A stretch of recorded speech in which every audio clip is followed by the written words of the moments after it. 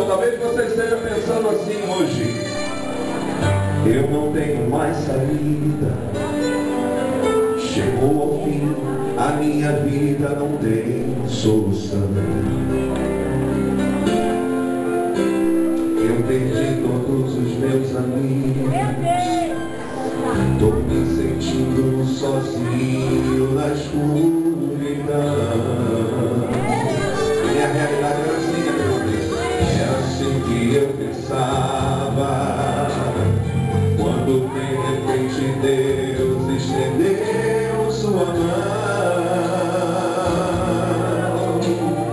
e me disse: vem, meu filho, eu sou teu pai, teu amigo, deixa tudo em minha mão. Aleluia, louvado seja o nome do Senhor. Não desespere, filho meu, não te assombres, sou teu Deus. Se não puderes caminhar, eu te carrego no colo. Se a luta vem, não chore não, por ti pelejo um batalhão. Eu mandei um anjo te entregar a vitória na mão. Quantos precisam de vitória nessa noite?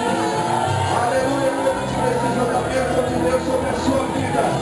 Essa é a mensagem de Deus para você. Não desespere, filho meu. Se não puderes caminhar, eu te carrego no colo. Oh, Espírito de Deus, aleluia. Presta atenção.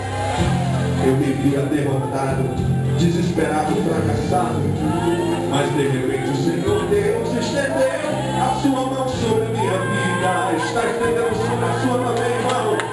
E ele disse: vem, meu filho, eu sou o teu pai, teu amigo, deixa tudo em minha mão. Eu vou te dar, quem precisa de vitória, com glória a Deus, bem forte. Não desespere, filho meu, não te assombres, sou teu Deus. Se não puderes caminhar, eu te carrego. Ele carrega mesmo, aleluia. Se a luta vem, não chore não, por te pelejo um batalhão.